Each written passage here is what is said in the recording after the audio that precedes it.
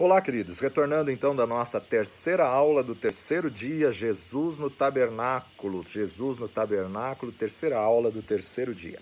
O tabernáculo, então, não tinha cadeira, não tinha cama, o tabernáculo não tinha local para descanso, mas o tabernáculo era um local ideal para onde o povo quisesse buscar a presença de Deus, né? Já que ali era o local onde Deus habitava, onde ele confinou a manifestação da sua glória no Santo dos Santos. O tabernáculo era o local ideal para prestar sua adoração ao Senhor, para manter a sua comunhão com Deus e, acima de tudo, para entregar o seu sacrifício diante do Deus Todo-Poderoso.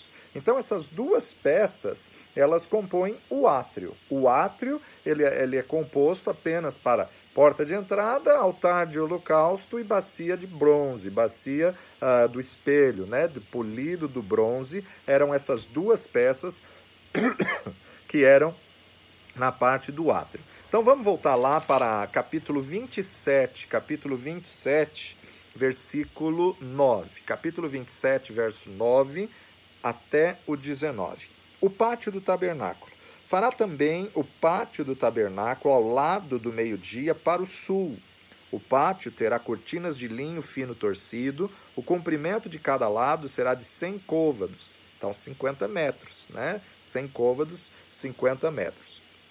Também as suas 20 colunas e as suas 20 bases serão de cobre. Os colchetes das colunas e as suas faixas serão de prata. Assim também do lado do norte, as cortinas na longura serão de 100 côvados de comprimento. E as suas 20 colunas e as 20 bases serão de cobre. E os colchetes das colunas e as suas faixas serão de prata. E na largura do pátio do lado do ocidente haverá cortinas de 50 côvados, as suas colunas 10 e as suas bases 10. Semelhantemente, a largura do pátio do lado oriental para o levante será de 50 côvados, de maneira que haja 15 côvados de cortinas de um lado, suas colunas 3 e as suas bases 3, e 15 côvados de cortina do outro lado, e as suas colunas 3 e as suas bases 3. E à porta do pátio haverá uma coberta de 20 côvados de pano azul, e púrpura, e carmesim, e linho fino torcido, de obra de bordador, as suas colunas 4 e as suas bases 4. Todas as colunas do pátio ao redor serão cingidas de faixas de prata, os seus colchetes serão de prata, mas as suas bases de cobre. O comprimento do pátio será de 100 côvados e a largura de cada banda de 50 e a altura de 5 côvados, de linho fino torcido, mas as suas bases serão de cobre.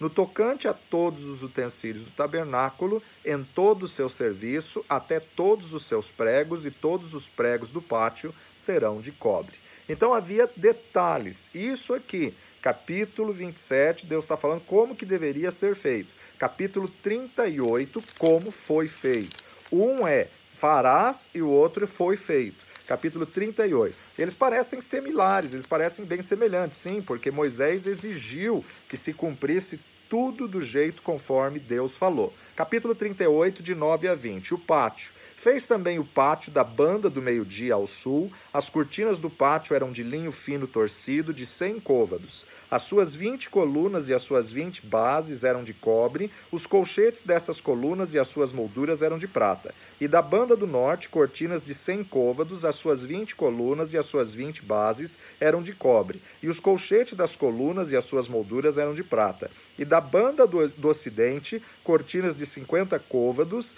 as suas colunas 10 e as suas bases 10. E os colchetes das colunas e as suas molduras eram de prata. E a banda oriental ao oriente, cortinas de 50 côvados. As cortinas desta banda da porta eram de 15 côvados e as suas colunas 3 e as suas bases 3. E da outra banda da porta do pátio, e de ambos os lados eram cortinas de 15 côvados, as suas colunas 3 e as suas bases 3. Todas as cortinas do pátio ao redor eram de linho fino torcido, e as bases das colunas eram de cobre, e os colchetes das colunas e as suas molduras eram de prata, e a coberta das suas cabeças de prata, e todas as colunas do pátio eram cingidas de prata. E a coberta da porta do pátio era de obra de bordador, de pano azul e de púrpura e de carmesim e de linho fino torcido, e o comprimento era de 20 côvados, e a altura e a largura de 5 côvados, de fronte das cortinas do pátio. E as suas 4 colunas e as suas 4 bases eram de cobre, os seus colchetes de prata e a coberta das suas cabeças e as suas molduras de prata. E todas as estacas do tabernáculo e do pátio ao redor eram de cobre. Então você vê aqui, Moisés ordenou fazer exatamente como Deus tinha determinado, como Deus tinha estabelecido. Assim como a tenda nos ensina verdades maravilhosas e também o átrio tem ensinamentos preciosos, ou seja, o lado sul era de 50 metros de comprimento e 50 metros do lado norte, 25 metros do lado oeste, 25 metros o pátio. Tá? Então, 100 côvados, cada côvado é 50 centímetros, 50 metros. 50 côvados, cada côvado, uma média de 50 centímetros, 25 metros. Então, era, na verdade, um terreno retangular de 50 por 25, ou 25 por 50, né? Os postes de bronze e as varas que os ligavam eram de prata. O portão da entrada era bem espaçoso, Uma das razões para isso era que nos dias de festa deveria entrar e sair do átrio muita gente. Gente, não se esqueça que saiu 3 milhões de pessoas do Egito. Então, um território pequeno, só para você ter uma ideia, uma noção aí, é mais ou menos o terreno de Torre Forte. Né? Nosso templo aqui, desde a porta do portão de entrada até o fundo do templo, é 50 por 20. Aqui era 50 por 25. Então pega 5 metros a mais lá no estacionamento, só para você ter uma ideia, uma noção. Então, nesse pequeno espaço de tempo, de geográfico, entrar e sair, a circulação muito grande, e outra, levar um boi para sacrificar, levar os bezerros para sacrificar, então levar os animais grandes, tinha que passar a pessoa e o animal, né? Então, ao passar por esse portão para entregar para o sacerdote o sacrifício que ele iria fazer, e então a gente vê isso daí, 25 por 50. E o reposteiro, 10 metros aí, para poder chegar aí na tenda realmente, de fato. Os móveis, a mobília do tabernáculo que estavam no átrio, o altar de holocausto e a bacia, logo na entrada, antes de passarmos das 4 colunas, tudo que é no átrio, tudo que é exterior de mobília era revestido de bronze, né? Estava exposto ao sol, exposto à chuva, então era revestido de bronze, que era essa parte do altar do holocausto, e a bacia de bronze para a lavagem da mão. Mas, próximo à tenda, estava então a bacia de bronze. Os metais eles eram usados para a construção do átrio. As colunas e as bases eram de bronze, os ganchos e as varas tinham que ser de prata, e é bom lembrar que essas varas eram usadas também para estender as cortinas, que eram bem flexíveis. Agora, o átrio, o pecado do povo era julgado no átrio, o pecador era redimido no átrio. Por isso que os metais usados para a construção do átrio eram de bronze e poucos detalhes em prata, ou pequenas quantidades em prata. O bronze é um metal resistente, né, aí a temperatura, ao sol, à chuva, com o qual se faziam também as grandes armas de guerra, né, da época, principalmente os capacetes, as lanças, os escudos, que também eram feitos de bronze. Por isso que tornou-se símbolo de julgamento, por isso que o bronze se tornou símbolo de julgamento, diante aí dessa realidade de usar esse material para as questões da época. Na gloriosa visão de João no Apocalipse, nós vemos que ele estava na ilha de Pátimos e ele viu o Senhor com os pés de latão reluzente, que ali o latão reluzente era bronze polido. Olha só, Apocalipse capítulo 1, versículo 14, nessa visão maravilhosa que o apóstolo João teve, ele vê Jesus agora, né, no fim dos tempos, ele vê Jesus de uma maneira diferente. Verso 14. A sua cabeça e os cabelos eram brancos como a lã branca, como a neve, e os seus olhos como chama de fogo, e os seus pés semelhantes a latão reluzente, ou bronze polido, como se tivesse sido refinado numa fornalha, e a sua voz como a voz de muitas águas. Então, os pés como latão reluzente. Quando uma pessoa entrava no átrio do tabernáculo, ela se deparava logo de cara com o juízo de Deus sobre o pecado. Então, no altar de bronze, na pia de bronze, o pecado é tratado. No átrio exterior, o pecado é tratado. E somos então purificados, onde o crente pode ter uma comunhão maior. E para chegar no lugar santo, tem que passar pelo átrio. Tem que passar pelo átrio, passar com a situação de tratar o pecado. Por isso que essas duas peças de bronze, também os pilares da cerca ao redor para estabelecer o limite, todos eram feitos de bronze. A prata já é um símbolo de redenção. A prata é um símbolo de redenção. Então vamos lá comigo agora para Êxodo capítulo 30. Êxodo capítulo 30, vamos continuar a partir do verso 11. Falou mais o Senhor a Moisés, dizendo: quando tomardes a soma dos filhos de Israel, conforme a sua conta, cada um deles dará ao Senhor o resgate da sua alma. Quando os contares, para que não haja entre eles praga alguma, quando os contares. Isto dará todo aquele que passar ao arrolamento, a metade de um ciclo, segundo o ciclo do santuário. Este ciclo é de 20 geras. A metade de um ciclo é a oferta ao Senhor. Qualquer que entrar no arrolamento de 20 anos para cima, dará ofertas ao Senhor. O rico não aumentará e o pobre não diminuirá da metade do ciclo, quando derem a oferta ao Senhor para fazer expiação por vossas almas. E tomarás o dinheiro das expiações dos filhos de Israel e o darás ao serviço da tenda da congregação, e será para memória aos filhos de Israel diante do Senhor, para fazer expiação por vossas almas. Então aí a metade de um ciclo, na verdade, ciclo de prata, tá? Quando se enumerasse o povo, cada um deveria dar a oferta de resgate por si mesmo, a oferta de resgate por si mesmo. Tanto é que no versículo capítulo 38, verso 25 de Êxodo 38, 25, vai falar como então foi feito. 38, 25, e a prata dos arrolados da congregação foram 100 talentos e 1.775 ciclos. 100 talentos e 1.775 ciclos, conforme o ciclo do santuário. Aí então a gente observa os detalhes minuciosos, inclusive com que tipo de minério que deveria ser feito, apontando justamente para um significado profético. Quando nós vamos para Levítico capítulo 27, aparece a instrução sobre como resgatar uma pessoa. Levítico 27, como resgatar uma pessoa, um animal ou campo que tivesse sido consagrado ao Senhor. O resgate era feito na base de ciclos de prata. Por isso, a prata se tornou símbolo de redenção, né? Agora, aquilo que fosse consagrado não tinha resgate, tá? Aquilo que fosse consagrado não tinha resgate. Então, olha só, Levítico capítulo 27, verso 28. Não há resgate para coisas consagradas. Todavia, nenhuma coisa consagrada que alguém consagrar ao Senhor, de tudo que tem, de homem ou de animal, ou do campo da tua possessão, não se venderá e nem se resgatará. Toda coisa consagrada será uma coisa santíssima ao Senhor. Consagrado, ele é do Senhor. Toda coisa consagrada que for consagrada do homem não será resgatada, certamente morrerá.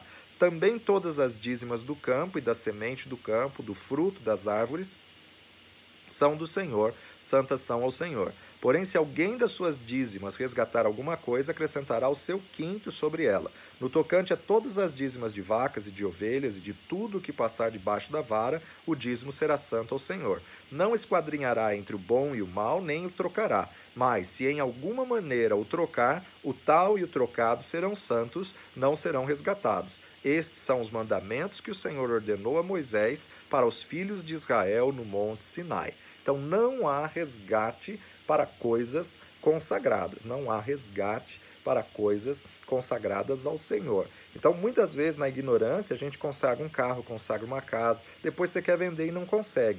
Você tem que pedir perdão a Deus, se humilhar, pedir misericórdia de Deus, porque você não tinha entendimento disso. Quando você consagra uma coisa, não tem como você negociar essa coisa. Consagrar é separado para, é a mesma coisa que santificação. Então você separou aquilo para Deus. Uma vez que você deu o seu carro para Deus, você não pode mais negociar ele. Então, nós podemos orar, podemos agradecer ao Senhor pelo carro, podemos aí ungir o carro para quebrar todo o jugo, mas consagrar ao Senhor se torna propriedade exclusiva do Senhor. Então, quando você está tentando vender um terreno, uma propriedade ou mesmo um bem que foi consagrado ao Senhor, você tem que pedir perdão ao Senhor e pedir autorização ao Senhor para vender, porque você consagrou, você deu ao Senhor. Mesma coisa que você presentear alguém com alguma coisa e depois você querer vender aquilo que você presenteou, tá? Deus leva a sério a consagração. As cortinas ao redor da tenda, cercando todo o átrio, estavam então as cortinas de linho fino. Esse linho fino, o que representa? Apocalipse capítulo 19, verso 8. Apocalipse capítulo 19, verso 8. E foi-lhe dado que se vestisse de linho fino, puro e resplandecente, porque o linho fino são as justiças dos santos. O linho fino são as justiças dos santos. Nada na Bíblia está por acaso. Uma vírgula, um tio, uma letra, tudo tem um propósito, tudo tem um fim proveitoso, um fim maior. Então, o linho fino representa a justiça no sentido de retidão, atos de justiça. Quando o pecador penitente vinha ao tabernáculo, ele trazia então a vítima que seria oferecida em seu lugar. Jesus foi o nosso substituto. Jesus foi o que pagou o preço que era para nós pagarmos. Ele não teve pecado nenhum, por isso seu sangue estava imaculado, por isso que a morte não pôde detê-lo. O salário do pecado é a morte, ou seja, Jesus não tinha esse salário para receber.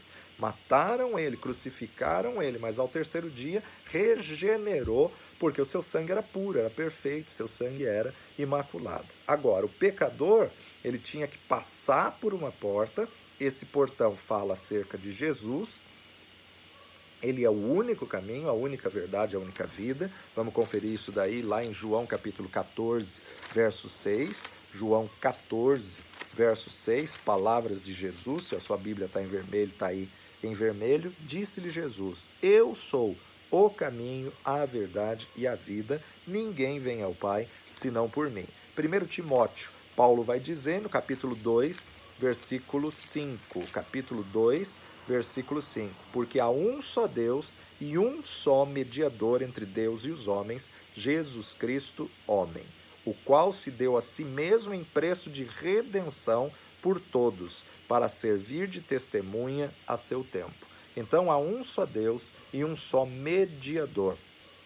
Mediador da nova aliança é Jesus Cristo, homem. No Antigo Testamento, o mediador era Moisés, porque ele que recebeu as instruções da lei, ele que recebeu as instruções aí para poder, então, fazer essa parte. Mas era ali no átrio que o pecador era tratado, através do sacrifício do animal, através do sangue do animal que fosse imolado, ele experimentava, então, a bênção do perdão, a bênção da redenção. É quando chegamos a Deus, através do seu Filho, que nós experimentamos a graça do perdão, o favor imerecido, mediante o seu precioso e poderoso sangue derramado para a remissão dos nossos pecados. Interessante que alguns salmos também vão falar do átrio, alguns textos também vão falar acerca do átrio. Salmo 84, por exemplo, Salmo 84, verso 1 e 2. Quão amáveis são os teus tabernáculos, Senhor dos exércitos! A minha alma está anelante e desfalece pelos átrios do Senhor.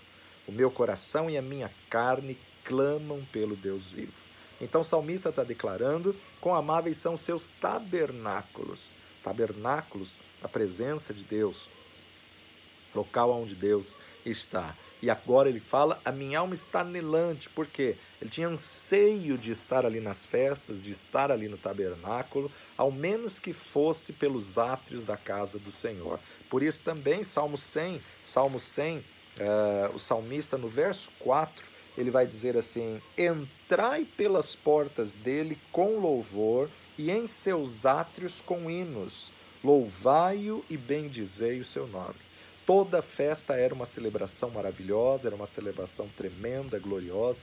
Toda festa onde o judeu podia ir, entrar pelas portas, era algo realmente marcante. Só que esses textos expressam o ardente desejo de estar nos átrios do Senhor. Aqui na terra, físico, material, mas nos céus, nos átrios, na presença do nosso Deus, o convite a penetrar na porta com ações de graça, porque ali Jeová recebia a oferta, recebia o sacrifício que iria perdoar, que iria curar as chagas do sofrimento produzido pelo pecado. Ali era o lugar da redenção, ali o Deus que é a justiça soberana, a justiça infinita, manifestava a sua infinita misericórdia de aceitar um substituto, pagar o preço de um culpado. Então nós entramos agora no tabernáculo, uma tenda realmente pequena. O átrio é a parte maior, o lugar santo e o santo dos santos é bem menor. Então nós entramos agora pela porta do tabernáculo, e essa porta do tabernáculo, que é a única parte que é coberta com uma tenda, depois você vai ver a minha réplica aqui, ela era suspensa por 5 colunas, como nós já temos falado até aqui, formando então 4 entradas ou 4 portas. A cerca de linho fino branco está do lado de fora. Logo nós vamos falar das cobertas que estão do lado de dentro. A cerca de linho branco limita o espaço do átrio, mas as cobertas acoberta o lugar santo e acoberta o santo dos santos. E interessante que desde o altar do holocausto até o santo dos santos está falando sobre a cruz, o sacrifício de Jesus, o verdadeiro sumo sacrifício. Logo após, então, sai do altar do holocausto, tem a pia, e aí então estamos adentrando agora a tenda em si, ao tabernáculo em si, onde nós podemos ver que no tabernáculo próprio ele é composto só de 4 peças, 3 no lugar santo e uma no santo dos santos. As 3 do lugar santo, candelabro com 7 pontas, a mesa da proposição dos pães e o altar de incenso. A 4ª peça fica no santo dos santos. E as cobertas eram, na verdade, 4 cobertas. A primeira coberta, que era um tecido mais resistente, era feito de peles de texugo, e pele de texugo vai falar da armadura, né? Da armadura, do revestimento, para proteger do sol, da chuva. Fala que de fora para dentro, né? Então, essa parte aí, pele de texugo, de fora para dentro, não tem muita beleza, não tinha praticamente beleza nenhuma. Mas de dentro para fora, a primeira camada era de linho branco bordado. Linho branco bordado. A gente tem que estar em Cristo, estar dentro, debaixo de suas asas, para apreciar a beleza, apreciar quem Ele é. Então, entrando no lugar santo, nessa parte, nós vamos ver aí muito mais, não só tratar o pecado, mas agora é a vida espiritual, é a revelação, são as experiências espirituais. E no Santo dos Santos, então, nem se fala, né? Tudo revestido de ouro, tudo banhado de ouro batido, ouro puríssimo, né? As cortinas, na verdade, eram de cores vivas, trabalhadas, entrelaçadas, que tinha que formar o desenho de querubins com as asas para cima, cobrindo o rosto. Então era algo maravilhoso. Tanto é que Agostinho diz, o Novo Testamento está escondido no Antigo Testamento, e o Antigo Testamento está revelado no Novo. Então, a hora que adentramos essa parte da tenda, é realmente a revelação do Senhor. Vai lá comigo para Êxodo, capítulo 26. Livro de Êxodo, capítulo 26, a partir do verso 7. Nós vamos recordar algo sobre as cortinas que recobriam o interior da tenda. Eram 10 cortinas e todas feitas de linho fino retorcido, estofo azul, púrpura e carmesim. Estofo azul, púrpura e carmesim, tá? Então tinha o linho fino, estofo azul, púrpura e carmesim. Essas 4 cores. Elas mediam 28 côvados de comprimento por 4 de largura.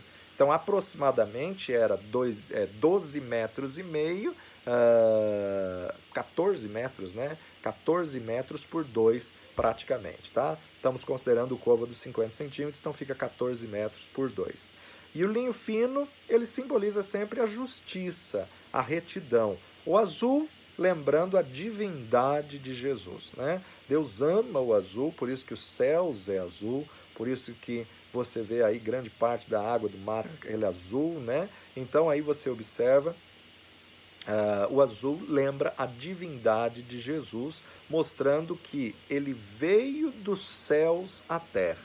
Púrpura, a segunda cor, ela representava sempre a realeza. Era só os reis que usavam manto de púrpura, né? Representava a realeza. Por quê? Porque o nosso Senhor é rei. Ele é rei dos reis. Mas o carmesim simbolizava sofrimento, e daqui a pouco você já vai entender por que ele simbolizava sofrimento.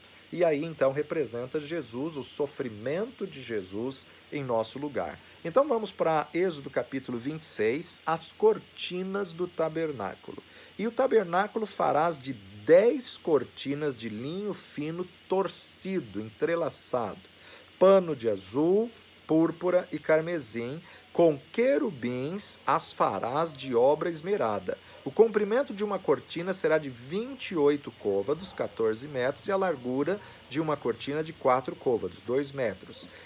Todas estas cortinas serão de uma medida. 5 cortinas se enlaçarão uma à outra, e as outras 5 cortinas se enlaçarão uma com a outra. E farás laçadas de pano azul na ponta de uma cortina, na extremidade, na juntura, assim também farás na ponta da extremidade da outra cortina, na segunda juntura. 50 laçadas farás numa cortina e outras 50 laçadas farás na extremidade da cortina, que está na segunda juntura. As laçadas estarão travadas uma com a outra. Farás também 50 colchetes de ouro e ajuntarás com estes colchetes as cortinas, uma com a outra, e será um tabernáculo. Farás também cortinas de pelos de cabras por tenda sobre o tabernáculo, de 11 cortinas as farás. O comprimento de uma cortina será de 30 côvados e a largura da mesma cortina de 4 côvados.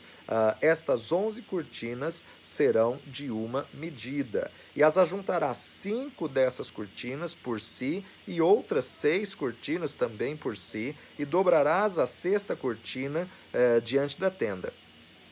E farás 50 laçadas na borda de uma cortina, na extremidade, na juntura, e outras 50 laçadas na borda de outra cortina, na segunda juntura. Farás também 50 colchetes de cobre e meterás os colchetes nas laçadas, e assim ajuntarás a tenda para que seja uma. E o resto que sobejar das cortinas da tenda, a metade da cortina que sobejar, penderá sobre as costas do tabernáculo. E um côvado de um lado e outro côvado do outro, que sobejará no comprimento das cortinas da tenda, penderá de sobejo aos lados do tabernáculo, de um e do outro lado, para cobri-lo.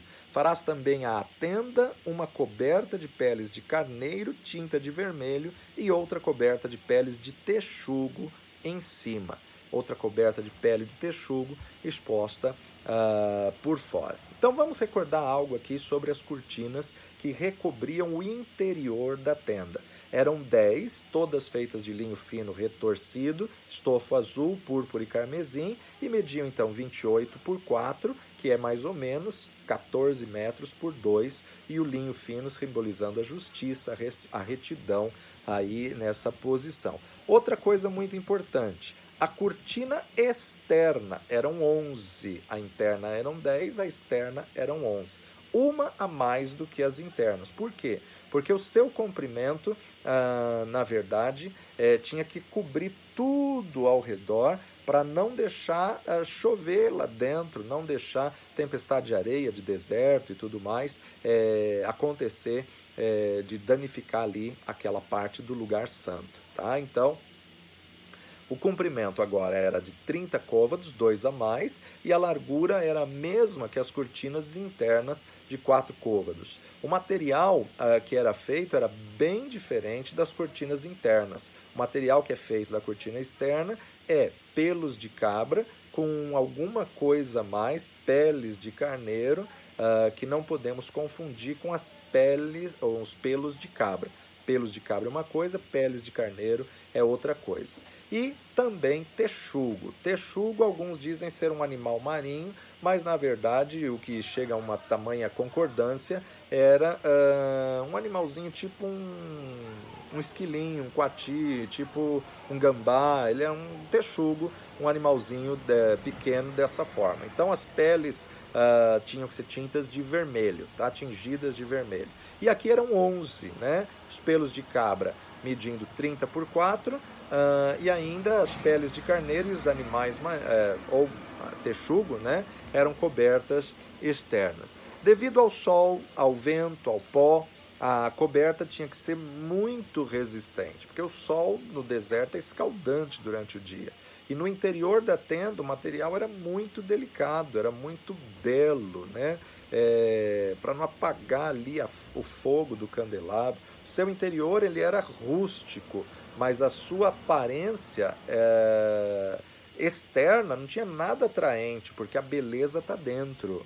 A beleza está dentro, assim como o nosso Senhor Jesus Cristo. Fisicamente, ele não tinha parecer nem formosura que o atraísse, assim, mas interior não tem como se comparar seu amor, a sua graça e tudo mais, né? Então, na pessoa de Jesus, nós sabemos que o profeta Isaías já profetizou isso, que ele não teria, né? Isaías escreveu, profetizou 730 anos antes de Jesus. E vai lá comigo para Isaías capítulo 53 de Isaías, versículo 1.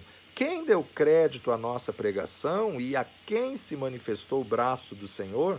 Porque foi subindo como renovo perante ele e como uma raiz de uma terra seca, não tinha parecer nem formosura. E olhando nós para ele, nenhuma beleza víamos, beleza física mesmo, para que o desejássemos. Era desprezado e o mais indigno entre os homens, homem de dores, experimentado nos trabalhos, e como um de quem os homens escondiam o rosto, era desprezado e não fizemos dele caso algum. Verdadeiramente ele tomou sobre si as nossas enfermidades e as nossas dores levou sobre si. E nós o reputamos por aflito, ferido de Deus e oprimido. Mas ele foi ferido pelas nossas transgressões e moído pelas nossas iniquidades. O castigo que nos traz a paz estava sobre ele, e pelas suas pisaduras fomos sarados. Todos nós andamos desgarrados como ovelhas, cada um se desviava pelo seu caminho. Mas o Senhor fez cair sobre ele a iniquidade de todos nós. Então ele não tinha nenhuma beleza atraente na sua fisionomia, raiz de uma terra seca, sem aparência, sem parecer, sem formosura, sem beleza nenhuma, desprezado, rejeitado, homem de dores, que sabia o que é padecer, sabia o que é sofrimento, sabia o que é sofrer, pagar o preço do sofrimento, né? Então, realmente, é interessante a gente ver cada detalhe, cada riqueza dos detalhes apresentados na palavra de Deus. Vai comigo para Filipenses, carta de Paulo aos Filipenses, capítulo 2. Filipenses, capítulo 2. Vamos direto para o versículo 6.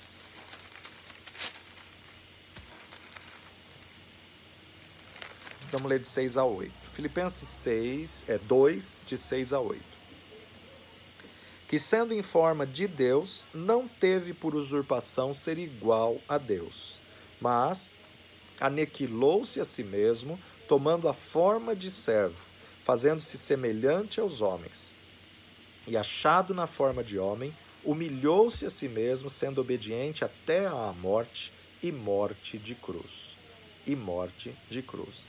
Ele esvaziou-se de si mesmo, ele se humilhou, ele tomou a forma de servo.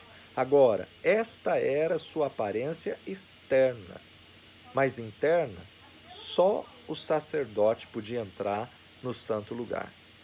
Só o sacerdote.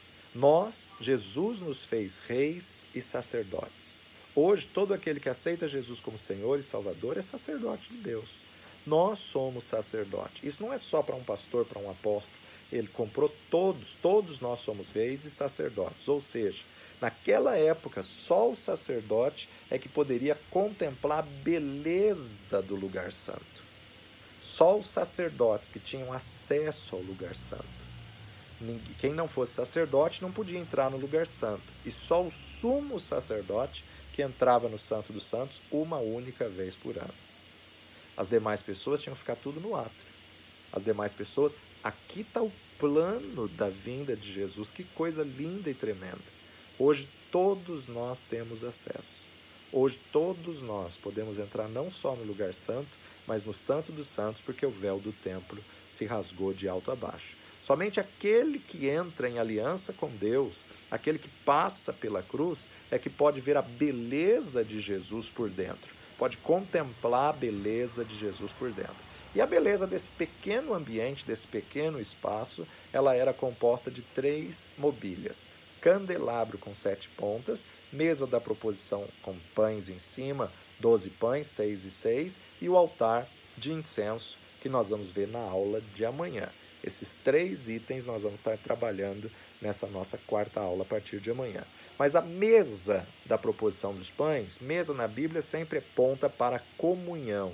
E ela estando dentro da tenda significa comunhão com Deus, relacionamento com o Pai. Você se assenta à mesa para comer, você se assenta à mesa para ter conversa, diálogo, comunhão uns com os outros. E desse lado, do lado esquerdo, o candelabro, do lado direito, a mesa da proposição. Então, essa peça também era como um altar, né? Uma mesa, mas ali tem o pão, o alimento, aí que representa justamente a palavra de Deus. E no centro, um altar de incenso, que era o incenso que representa a oração dos santos. Nós vamos ver diversos detalhes aí na palavra de Deus acerca do candelabro, acerca da mesa, acerca do altar de incenso. Amanhã a gente deve estar continuando na nossa próxima aula acerca dessa tremenda revelação do lugar santo e do Santo dos Santos, que tem uma única peça. Se você perdeu alguma aula, não pula não, volta lá atrás, reveja as aulas. Se você não anotou todos os detalhes que você gostaria, não tenha preguiça, aproveite esse tempo que você está em casa e reveja as aulas, estão dando 40, 45 minutos no máximo cada aula, não deixa acumular, tá? Reveja as aulas, anote o máximo que você puder de anotações, para que você possa aprender a verdade do Senhor. O nosso intuito é que você conheça a verdade, aprenda a verdade, para que você possa andar em vitória e na ousadia e na autoridade que há no nome de Jesus. Tem muita coisa para a gente falar ainda acerca dessa matéria. Não desiste não, não desanime não. Nós reduzimos as aulas para 3 aulas por dia. Permitindo Deus, a gente conclui nessa sexta-feira. Se faltar, aí a gente grava a 4ª aula. Mas creio que não, a programação vai dar certinho aqui, tá bom? Que Deus te abençoe e que você possa estar firmado, aprendendo. Vamos orar. Pai de amor e Deus bendito, te louvamos pela riqueza do tabernáculo e te agradecemos, ó Pai, porque Tu és o Deus que anuncia o fim antes do começo de todas as coisas. Te agradecemos porque o Teu plano é um só e o Senhor não volta atrás e não muda o Teu plano. Te agradecemos, ó Pai, pelo privilégio de hoje podermos ser tabernáculo, templo do Espírito Santo. Pai, que essas peças no interior do nosso coração possam ser alinhadas, possam ser ajustadas. Santifica-nos na verdade, que essa verdade da Tua palavra venha nos impactar a cada dia, venha revelar a Tua vontade, que é sempre boa, perfeita e agradável. Senhor, livra-nos de todo mal, sê conosco nesses dias que estamos vivendo, dá-nos sabedoria para que possamos contribuir para o Teu plano na terra, no nome precioso de Jesus. Amém e amém. Deus abençoe, persevere firme no conhecimento da palavra e se você estiver gostando, faça um comentário lá no Facebook para que a gente possa ter o feedback de como você está achando dessa matéria, Jesus no Tabernáculo. Até a próxima, que Deus te abençoe.